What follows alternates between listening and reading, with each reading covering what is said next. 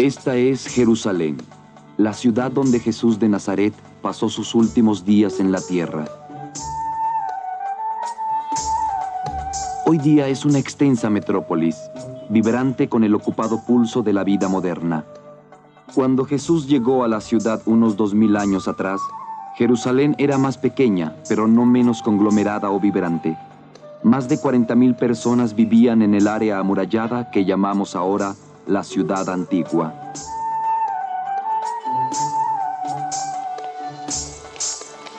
La Ciudad Antigua actual no es el mismo sitio que Jesús conoció, pero en sus antiguas calles aún podemos sentir su presencia.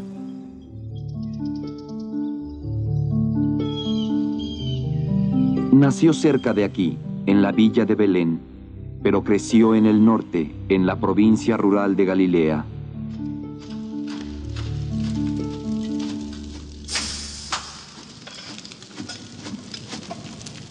Aquí se convirtió en hombre, entre los artesanos, mercaderes, constructores y granjeros del pueblo de Nazaret. Actualmente podemos escuchar ecos del mundo que conoció Jesús en las vidas cotidianas de gente que aún vive de forma muy similar a la que vivieron sus vecinos y parientes.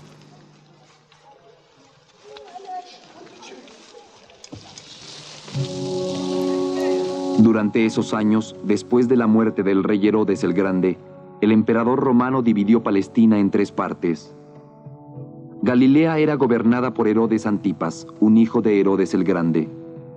Otro hijo, Filipo, gobernaba los territorios del este, pero Judea, incluyendo a la misma Jerusalén, estaba ahora bajo la administración directa de un gobernador militar romano. Bajo su pesada mano, el poder del imperio romano era una presencia opresiva y amenazadora. Aún en Galilea, en donde Herodes Antipas respetaba la cultura y tradición judías, la gente bregaba para vivir bajo 2 diferentes sistemas legales. La ley religiosa judía, firmemente asentada en los 5 libros de Moisés, dirigía todos los aspectos de la vida. Le estaba prohibido a la gente judía permitir que un extranjero reinara sobre ellos en la tierra prometida. Pero la ley romana, impuesta por la fuerza de las armas, demandaba obediencia a una potencia extranjera. Incluso un censo romano era considerado un insulto intolerable.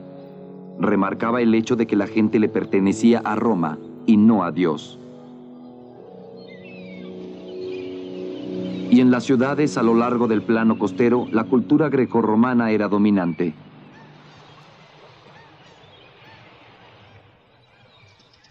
Existían arenas para juegos de combate y templos para la adoración de dioses paganos. Qué agravio para la gente cuya primera ley era: no adorarás a otros dioses ante mí. Las rebeliones estallaban, dirigidas por grupos religiosos tales como los fanáticos, quienes habían jurado expulsar a los opresores de su tierra. Las colinas de Galilea eran especialmente conocidas como semilleros de insurrección. Miles de rebeldes e insurrectos fueron capturados y crucificados.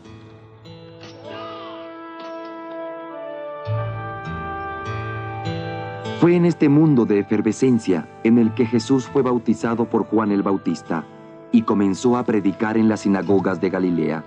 Predicaba como lo hacían los escribas y los fariseos, y mucho de lo que enseñaba reflejaba los pensamientos de los más respetados dirigentes. Pero él se convirtió en un maestro viajero, llevando su mensaje directamente a hombres, mujeres y niños de todas partes. Escogió a sus discípulos de entre gente sencilla y trabajadora, no entre eruditos y escribas como lo hacían los fariseos. Eran pescadores, un cobrador de impuestos, un conocido fanático. Jesús planteaba sus lecciones en términos campiranos: la cosecha de los frutos de la vid, el segado de los granos, el cuidado de los rebaños. Él se dirigía a la gente trabajadora como a los galileos que había conocido cuando niño. Mientras Jesús viajaba al sur de Galilea hacia Jerusalén, más y más personas se le unían para escucharlo, para seguirlo, atraídas por sus palabras de amor, compasión y esperanza. Atraídas por sus habilidades para sanar sus aflicciones para curar sus heridas.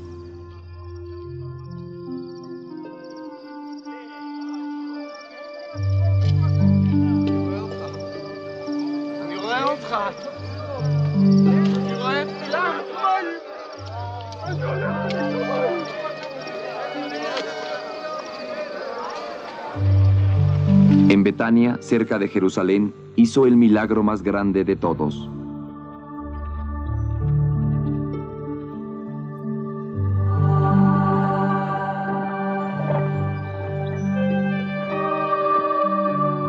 Lázaro había estado muerto ya 4 días cuando Jesús lo hizo levantarse de la tumba.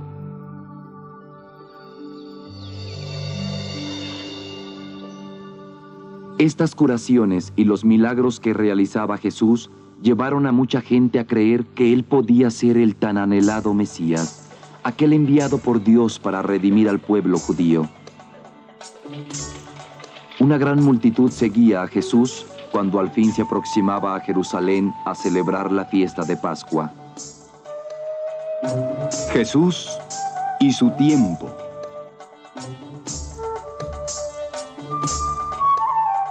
Los últimos días.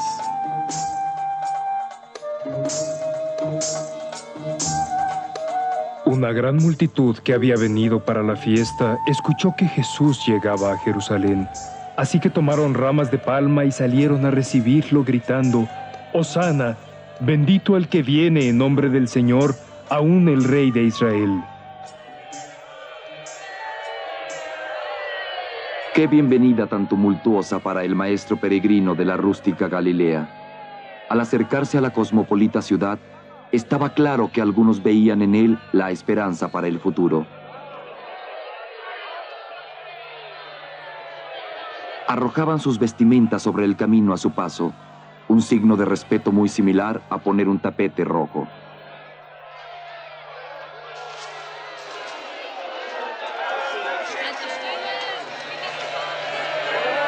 Y entró a Jerusalén, cumpliendo con la profecía contenida en Zacarías, capítulo 9, versículo 9, proclamando la entrada de un rey.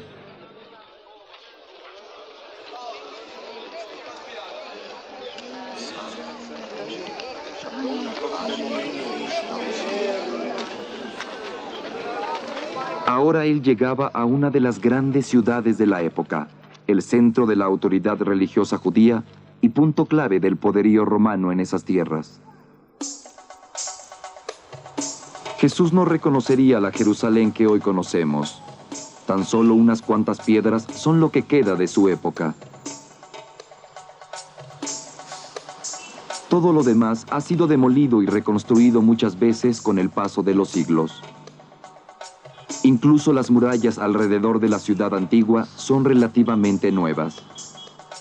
Fue un sultán otomano, Suleimán el Magnífico, quien hizo construir la Puerta del León sobre el muro oriental, unos 15 siglos después de que vivió Jesús.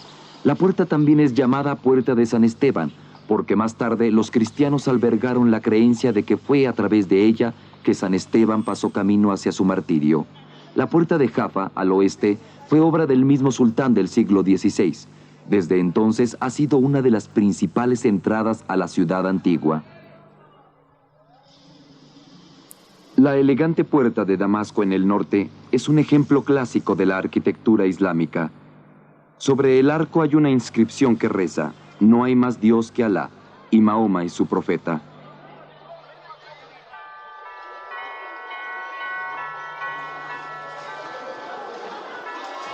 Hoy día pasan por las puertas de Jerusalén las multitudes de peregrinos que se dirigen a los santos lugares de las 3 grandes religiones que veneran esta ciudad: el judaísmo, el cristianismo y el islamismo.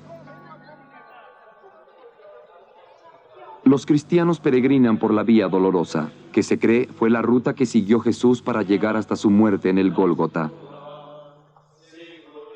De hecho, sus pies jamás pisaron estas losas, sus ojos jamás se posaron sobre estas construcciones.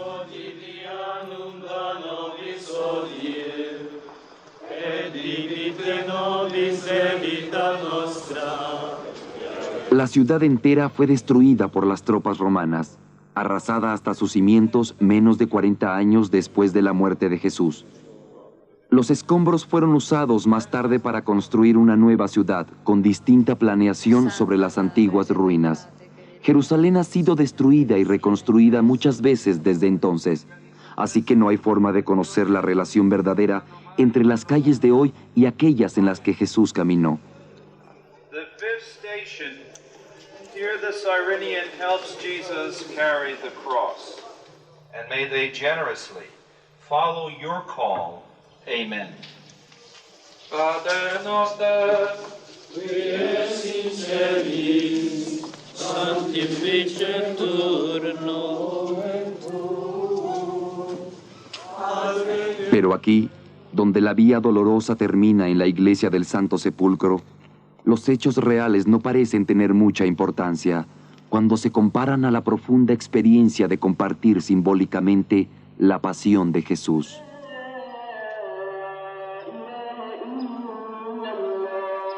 Los musulmanes oran en la mezquita de Al-Aqsa, cerca del magnífico Domo de la Roca. El domo se localiza en el sitio donde estuvo el antiguo templo en el que Jesús alguna vez predicó, y fue construido hace unos 1300 años sobre la roca de la cual se dice que Mahoma ascendió hacia los cielos. Los judíos se reúnen a orar aquí cada sabbat y en los días de fiesta o días santos. Para ellos, el muro occidental es el sitio más sagrado de Jerusalén.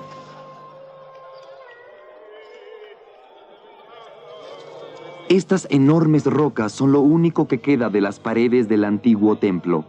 La plaza en la que esta gente está orando está de hecho unos 13 metros por encima de las calles por las que Jesús pudo haber caminado.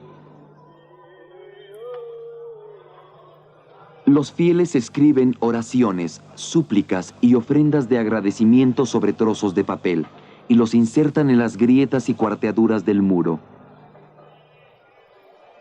La línea oscura a lo largo del muro a 1,5 metros sobre el pavimento es el resultado de las miles de personas que apoyan ahí sus manos o sus frentes al estar orando.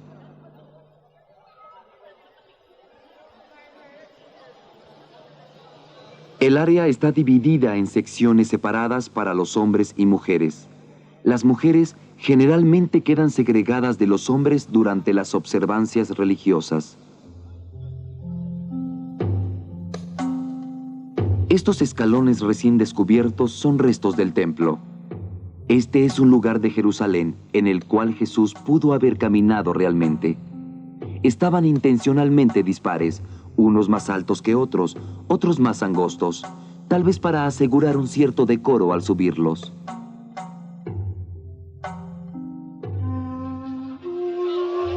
Cuando Jesús y sus discípulos entraron al templo, deben haber sido parte de una gran multitud de todas partes del mundo que llegaba a Jerusalén para celebrar la Pascua. Los levitas, descendientes de la tribu de Levi, eran los cuidadores del templo, músicos y cambiadores de dinero. Sus tareas también incluían la seguridad del templo y mantenían los ojos sobre la bulliciosa multitud en el atrio.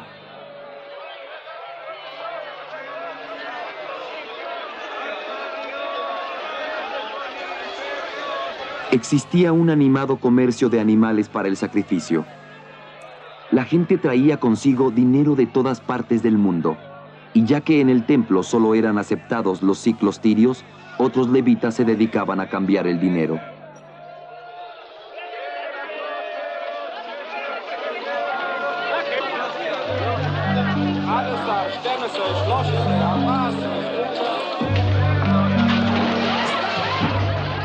Y comenzó a expulsar a aquellos que vendían y a aquellos que compraban dentro del templo. Y volcó las mesas de los cambiadores de dinero y los asientos de aquellos que vendían palomas.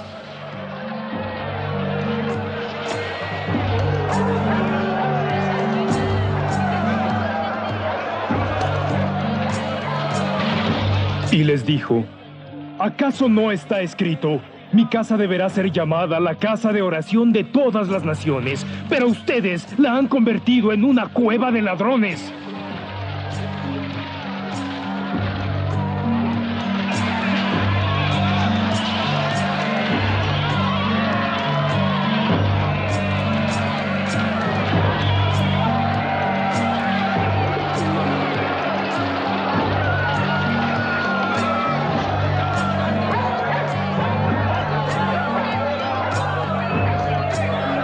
Jesús se convirtió en un hombre marcado.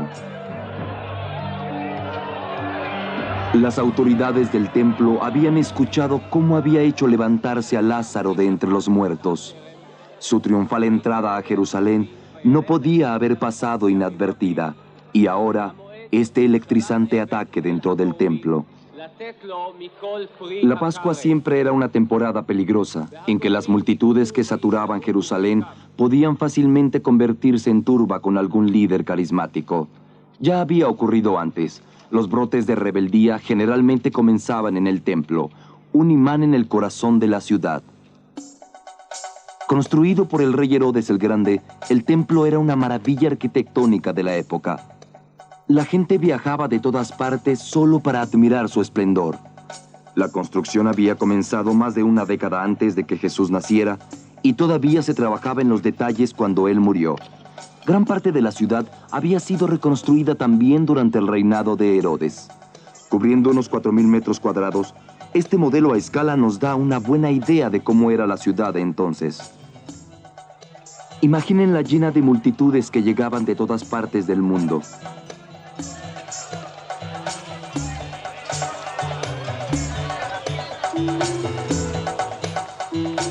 Los ricos y los poderosos estaban entre aquellos que llegaban a Jerusalén para la Pascua.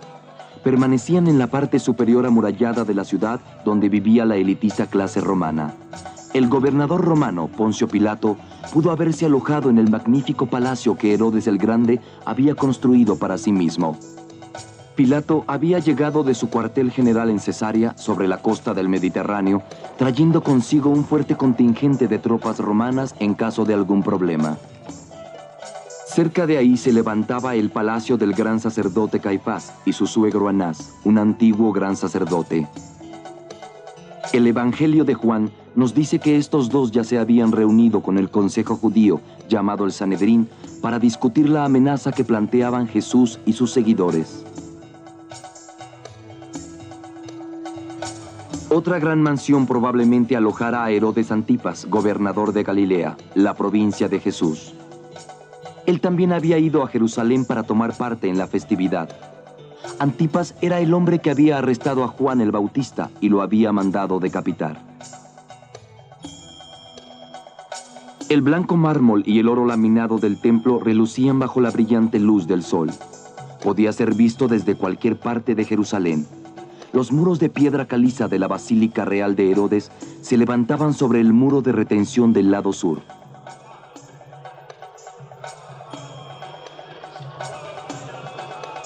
Unos escalones bajaban desde el muro occidental hasta las densamente pobladas inmediaciones de la parte baja de la ciudad. Este laberinto de calles congestionadas, hogar de la clase trabajadora de Jerusalén, estaba siempre sobrepoblado. Para la gente que vivía ahí, la semana de Pascua era la época más activa del año. La población de la ciudad aumentaría de las usuales 40.000 a tantas como 150.000 personas.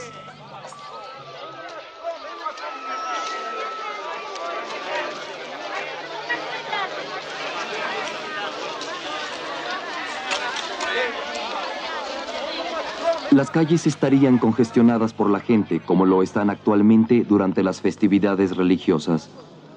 La algarabía en distintos idiomas es la misma, aunque entonces los idiomas eran antiguos: griego, latín, arameo. La ciudad casi no contaba con agricultura, por lo que grandes cantidades de abastos eran llevados de las cercanas campiñas para alimentar a las multitudes. Todo se ponía a la venta en los mercados y puestos a lo largo de las calles. Así, había finos productos de todas partes del mundo: sedas del lejano oriente, linos de Galilea, cerámica fina y vidrios de Italia, tapetes y alfombras de la vecina Siria. Especias de la India, Persia y aún más lejos. Jerusalén era famosa por sus tejidos de lana, sus tejedores y sastres, y por su plata y sus joyeros. Los gritos de los vendedores y buhoneros se añadían a la algarabía. Las multitudes saturaban la ciudad, obligando a mucha gente a acampar por la noche fuera de las murallas. Los galileos colocaban sus tiendas juntas en el Monte de los Olivos, del otro lado del valle de Cedrón, frente al monte del templo. El sombreado paraje de árboles de olivo debió ser un bienvenido escape del caos urbano. En el Monte de los Olivos, los galileos estaban entre gente trabajadora como ellos. Los olivos eran la única cosecha agrícola de Jerusalén. Existía gran competencia en la recolección de los frutos. Se recolectaba a mano o golpeando las cargadas ramas con largas estacas. En temporada, los huertos de olivo eran una importante fuente de ingresos.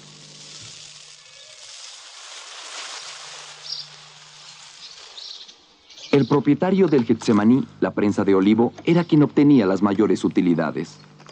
El preciado aceite se extraía de los frutos como se hace ahora con esta prensa antigua. Cada distrito tenía su propia prensa de olivo. El propietario y sus empleados eran pagados por los proveedores conservando un porcentaje del aceite extraído por medio de sus prensas. Trabajaban arduamente colocando los frutos prensados en redes de malla para después procesarlos. La eficiencia era la clave para mantenerse en competencia con otras prensas.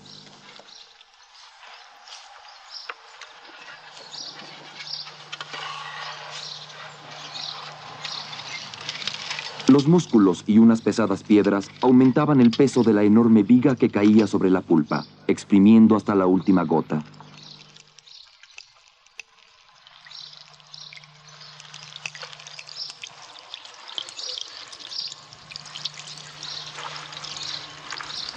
Almacenaban el aceite en recipientes de barro que llevaban el sello del propietario del huerto de olivos.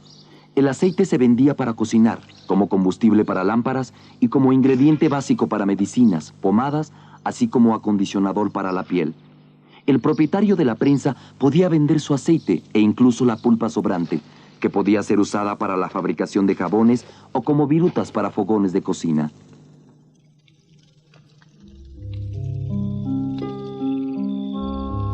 Los 4 evangelios nos dicen que Jesús y sus discípulos se retiraban al Monte de los Olivos por la noche.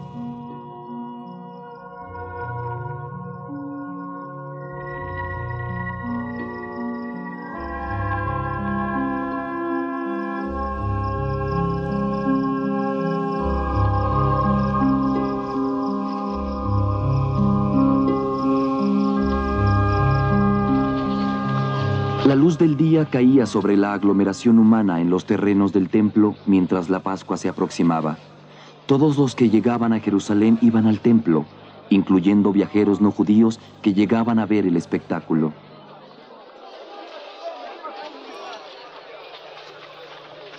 Hay que imaginar el pandemonio que se formaba con los miles de peregrinos.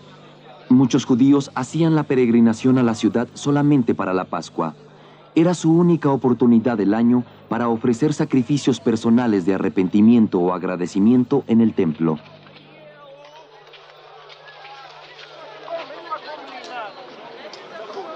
Para algunos peregrinos de tierras lejanas era una oportunidad única en la vida.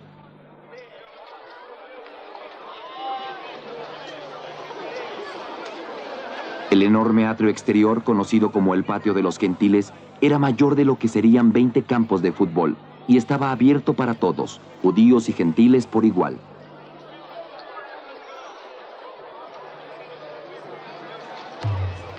Frente a él estaba la fortaleza Antonia, custodiada por tropas romanas.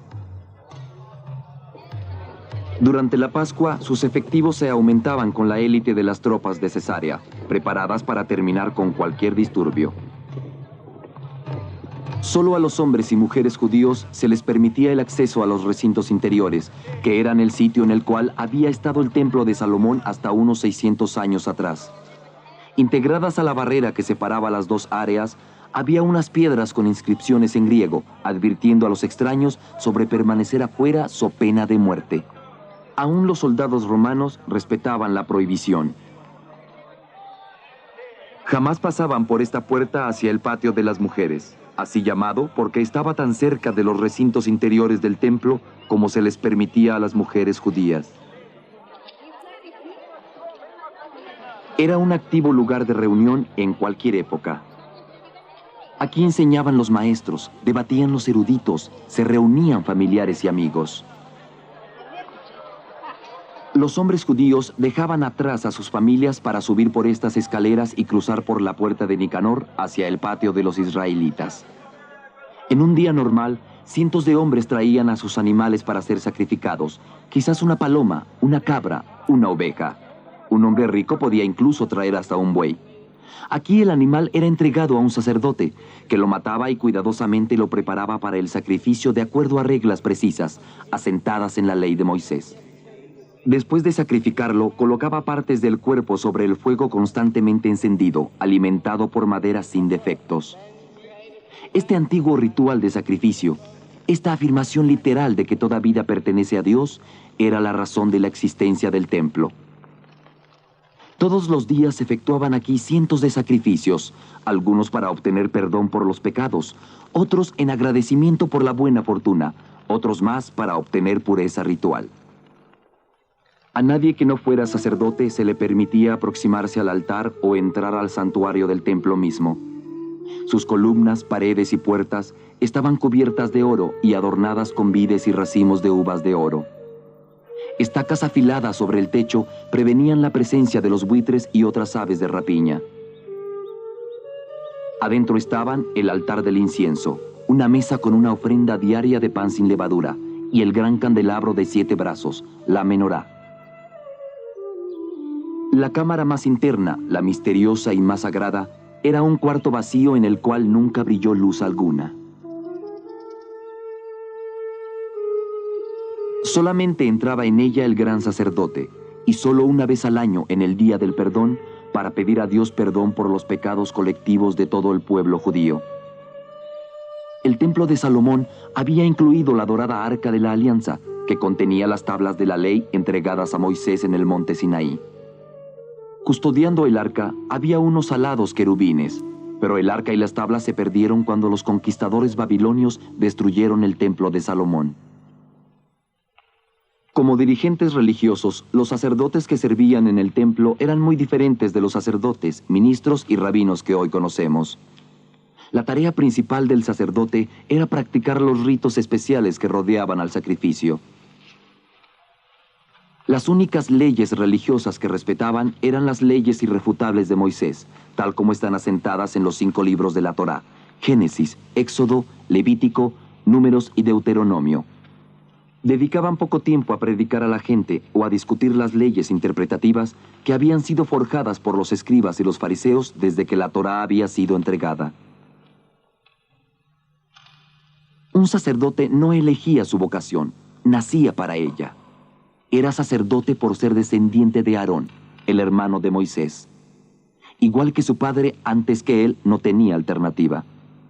Los levitas que auxiliaban a los sacerdotes también heredaban sus posiciones. Durante siglos, los sacerdotes y los levitas habían mantenido la ley ancestral. Debido a estas firmes tradiciones, el templo y Jerusalén misma se conservaron como símbolo para los judíos de todo el mundo, de que suya era la tierra prometida a ellos por Dios. Para la época de Jesús habían formado un partido, los saduceos, dedicados a mantener la tradición del templo en toda su pureza.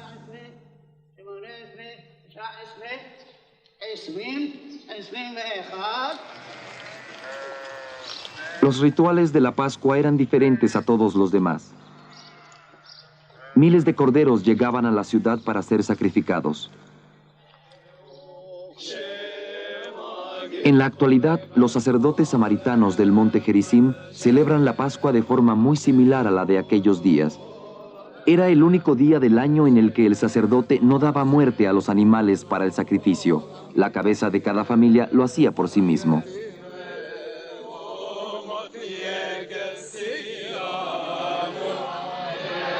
Miles de hombres se alineaban en el patio de los israelitas, esperando turno para sacrificar su cordero en la forma prescrita por el ritual. La sangre se recibía en una vasija de oro y era pasada de mano en mano a través de una cadena de sacerdotes para ser arrojada sobre el gran altar. Después, la vasija era llevada nuevamente de mano en mano para ser llenada con la sangre de otro cordero. Unos 17,000 sacerdotes y levitas de toda Palestina se unían al personal del templo para estos rituales, que duraban todo el día trabajando desde el amanecer hasta la puesta del sol. Esa tarde había por toda Jerusalén pequeños grupos compartiendo el pan sin levadura, las hierbas amargas y el cordero asado. Volvían a contar la historia del sufrimiento de los hijos de Israel bajo el faraón de Egipto y el arduo éxodo desde aquellas crueles tierras después de que el ángel de la muerte había pasado sobre sus hogares. Se acercaba la fiesta del pan sin levadura, llamada la Pascua, y los supremos sacerdotes y los escribas buscaban la forma de darle muerte, pues tenían miedo de la gente.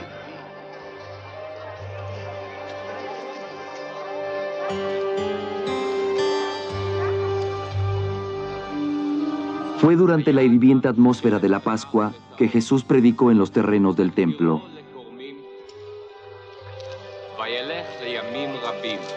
La tumultuosa ciudad era una bomba lista para estallar.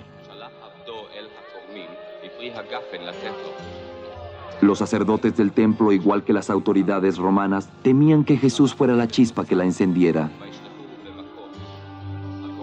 Las palabras que pronunció en el templo fueron diferentes de las hogareñas lecciones que había predicado mientras viajaba por la campiña. Estas prometían algo nuevo, algo excitante para los oprimidos y aterrorizante para las autoridades religiosas y romanas por igual.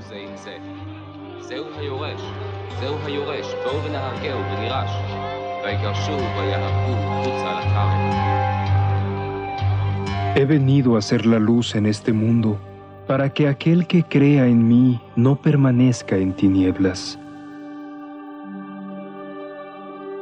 No he venido para juzgar al mundo, sino a salvar al mundo.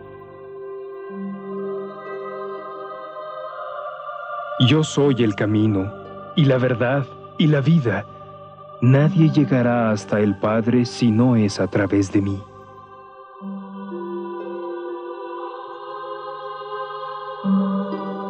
Aquel que escucha mi palabra y cree en aquel que me ha enviado, tendrá la vida eterna. No será juzgado, pues habrá pasado de la muerte a la vida.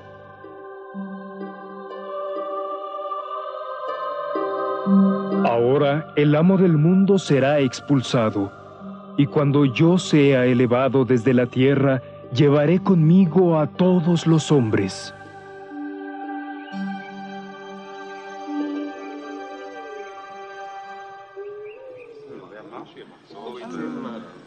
En la víspera de la Pascua, Jesús y sus discípulos se reunieron para compartir la cena.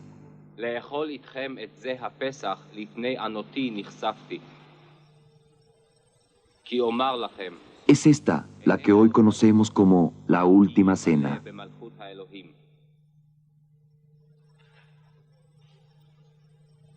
Y tomó una copa. Baruch ata Adonai Eloheinu melech haolam, boreh pri hagafen. Y cuando hubo dado gracias a Dios, dijo: Tomen esto y repártanlo entre ustedes, porque les digo que de ahora en adelante no beberé el fruto de la vid hasta que llegue el reino de Dios. Y tomó el pan. Baruch ata Adonai, Eloheinu melech haolam, hamotzi lechem min haaretz. Y cuando hubo dado gracias a Dios, lo partió y se los entregó, diciendo: Este es mi cuerpo que les es dado a ustedes. Hagan esto en conmemoración mía.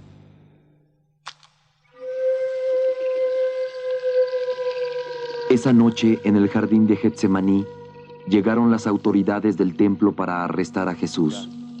Su discípulo Judas traicionó a Jesús con un beso.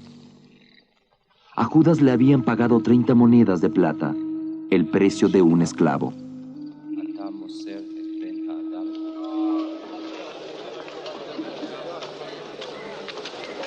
Jesús fue arrestado y llevado ante el gran sacerdote Caifás y un antiguo gran sacerdote, Anás. Sabían lo popular que era y qué tan peligroso para ellos. Aunque eran poderosos, no eran del agrado de la gente. Algunos los despreciaban porque no eran descendientes de la antigua dinastía de supremos sacerdotes. Habían sido nombrados por Roma y podían ser reemplazados por órdenes de Roma. Por el bien de sus posiciones, autoridad y futuro, no deseaban un levantamiento durante esta Pascua. Ahora se enfrentaban al hombre que ellos pensaban podía iniciarlo. Dinos, ¿eres tú el Cristo, el Hijo de Dios? Ustedes lo han dicho. La sola idea de que el Mesías se encontraba ahora en Jerusalén podía provocar un levantamiento. Era un antiguo sueño. El Hijo de Dios, el Hijo del Hombre, Cristo el Mesías, enviado por Dios para salvar al pueblo judío. Había fervientes esperanzas por el Mesías en los sueños de cada judío que sufría bajo la opresión romana. Las esperanzas eran tan variadas como la gente que las sentía. He aquí las palabras de algunos escritos judíos de esa época, describiendo sus propios anhelos. El Señor enviará un nuevo sacerdote, y con su sacerdocio todo el pecado se desvanecerá y los malvados dejarán de hacer el mal. Él abrirá las puertas del paraíso y dará de comer a los justos del árbol de la vida. Un rey, el Hijo de David, purificará a Jerusalén de las naciones que la dominan. Destruirá las naciones sin ley y reunirá a los justos, a quienes guiará por la senda del bien. El Altísimo se levantará, el único Dios eterno, y entonces tú, oh Israel, serás feliz. Había otras expectativas, otros anhelos, pero todos compartían un mismo atributo: que Dios con su poder salvara al pueblo judío de las fuerzas mundanas que lo oprimían. La esperanza de un Mesías era un prospecto aterrador para aquellos que tenían el poder en este mundo, pero destruir a un hombre que les ofrecía tales esperanzas era incurrir en la ira de aquellos que creían en él. Así que Caifás y Anás llevaron a Jesús ante Poncio Pilato, el gobernador romano, y lo acusaron de hablar en contra de la autoridad romana. Pilato era un hombre cruel, de mano dura, que despreciaba a los judíos y sus creencias, pero era suficientemente práctico como para no interferir con las leyes religiosas judías, siguiendo la política de Roma, de permitir a la gente de las provincias adorar al Dios de su preferencia. Como gobernador local de una pequeña parte del vasto imperio romano, deseaba conservar su territorio tranquilo y en paz. El éxito de Pilato se reducía a evitar que el emperador recibiera noticias de problemas en Jerusalén, por lo que terminaba con las insurrecciones rápidamente. Durante su administración habían sido crucificados muchos rebeldes, pero aún continuaban las insurrecciones. La crucifixión fue tal vez la forma más dolorosa de pena capital jamás ideada. Estaba reservada para aquellos que se rebelaban contra la dominación romana. Los brazos de la víctima eran clavados a una viga de madera con largos clavos, insertados entre los huesos de la muñeca. Después, el madero era sujetado a un poste. Las piernas les eran torcidas, algunas veces rotas, para que un solo clavo pudiera atravesar ambos tobillos o talones. En ocasiones, algún soldado se compadecía y le ofrecía a la víctima una esponja empapada en vinagre y mirra, un narcótico, o incluso lo apuñalaba. Algunas cruces tenían un podio o asiento parcial para sostener el cuerpo. Esto era particularmente cruel, ya que prolongaba el tiempo que tardaban en morir. Sin embargo, una víctima que antes había sido flagelada con látigos con puntas de hierro podía desangrarse hasta la muerte en unas cuantas horas. La muerte, por lo general, llegaba lentamente, tardando varios días. El peso del cuerpo finalmente debilitaba los músculos del pecho. La víctima no podía respirar más. Y venía la muerte por asfixia. A veces clavaban un letrero enumerando los crímenes de la víctima, para que todos lo vieran. Nadie sabe cuántos judíos murieron de esta forma bajo la dominación romana. Las crónicas indican que ciertamente se contaron por miles, tal vez decenas de miles.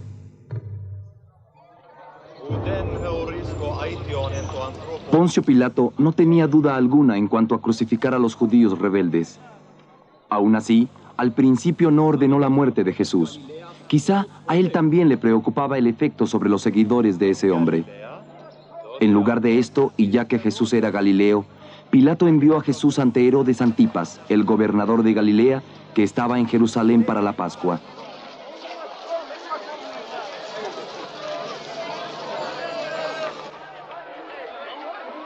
Este era el mismo hombre que una vez trató de hacer arrestar a Jesús, pero avisado por unos fariseos, Jesús había escapado.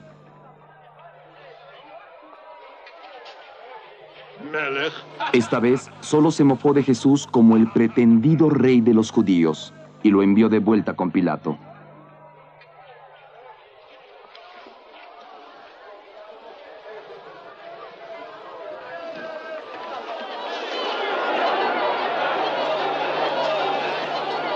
El romano aún dudó en hacer de Jesús un mártir.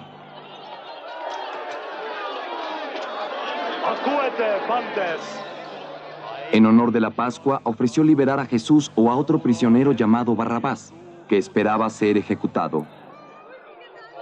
Barrabás estaba acusado de insurrección y asesinato. Ser asesino significaba que tal vez había matado a algún soldado romano en una rebelión. A los ojos de muchas personas, esto lo convertía en héroe.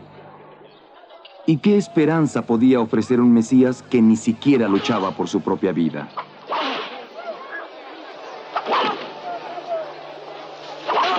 Así que la gente escogió a Barrabás.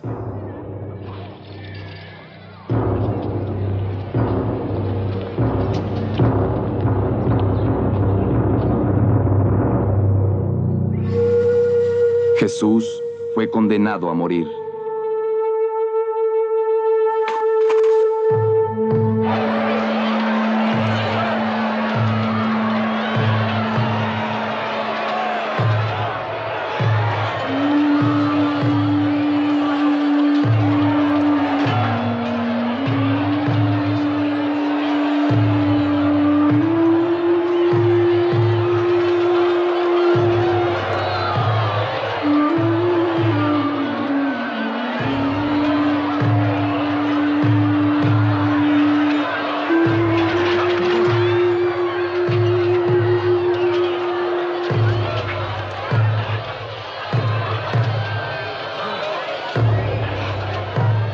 Cuando lo llevaban, hicieron venir a Simón el cirineo que llegaba de la campiña y le dieron a cargar la cruz para llevarla tras de Jesús.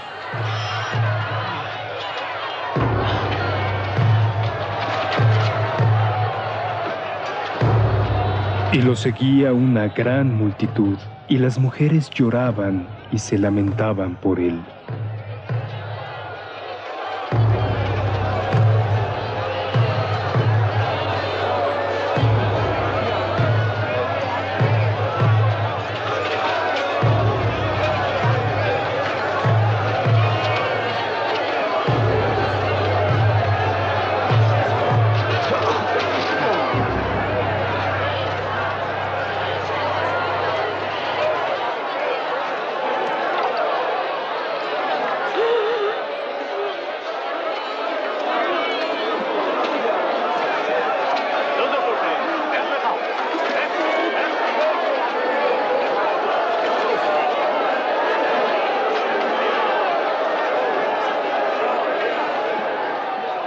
Había otros dos, que eran criminales, que fueron llevados para ser muertos junto a él.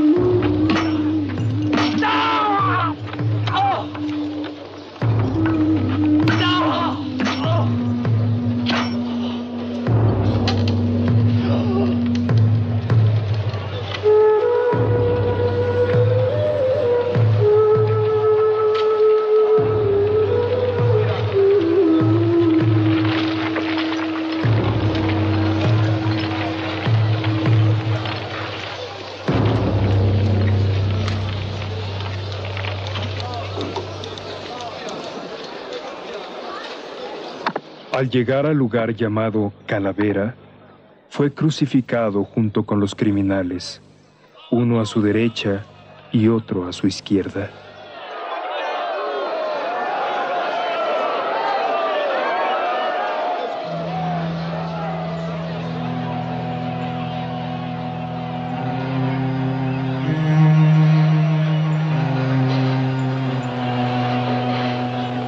Padre, perdónalos, porque no saben lo que hacen.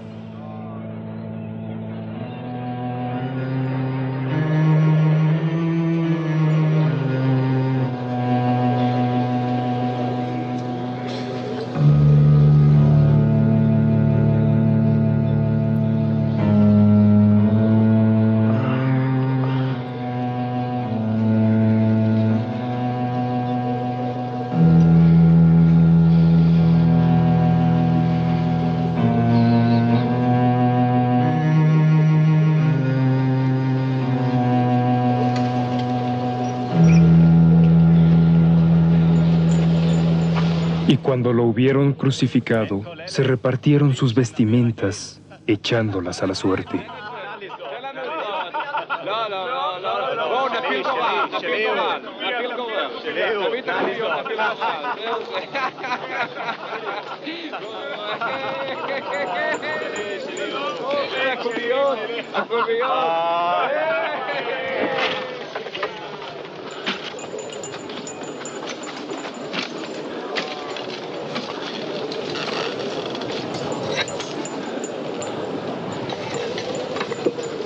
Y sobre su cabeza pusieron un letrero con el cargo en su contra: Este es Jesús, el Rey de los Judíos.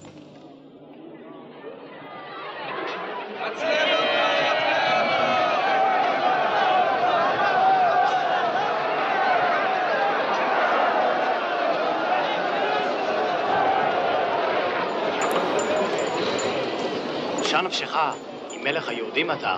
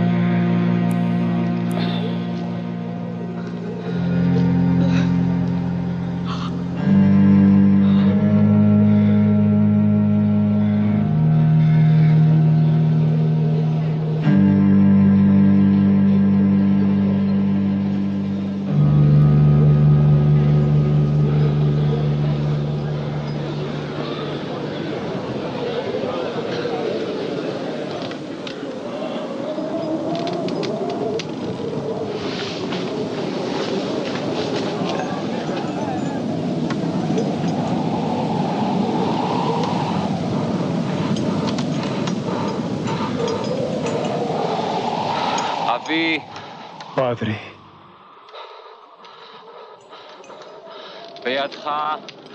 en tus manos encomiendo mi espíritu.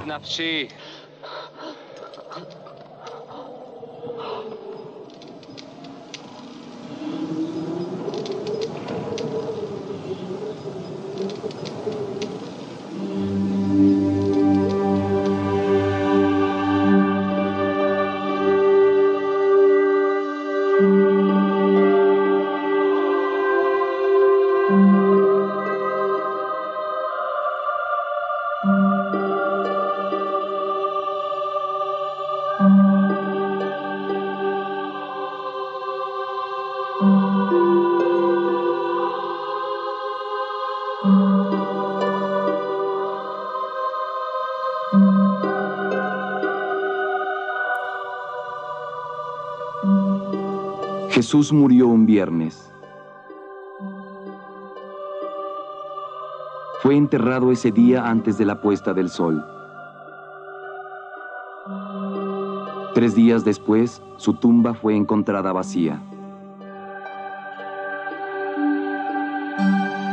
había resucitado. Yo soy la resurrección y la vida. Aquel que cree en mí, aunque muera, vivirá. Y aquel que viva y crea en mí, no morirá jamás. Muchos de sus discípulos lo vieron en carne y hueso durante los siguientes 40 días. Ellos fueron testigos cuando ascendió a los cielos. Fue por ese testimonio que las palabras de Jesús resonaron y aún lo hacen por todo el mundo. Vayan pues y hagan discípulos de todas las naciones, bautizándolos en el nombre del Padre, y del Hijo, y del Espíritu Santo. Enséñenles a observar todo lo que yo les he mandado, y sepan que yo estaré con ustedes siempre, hasta el fin de los tiempos.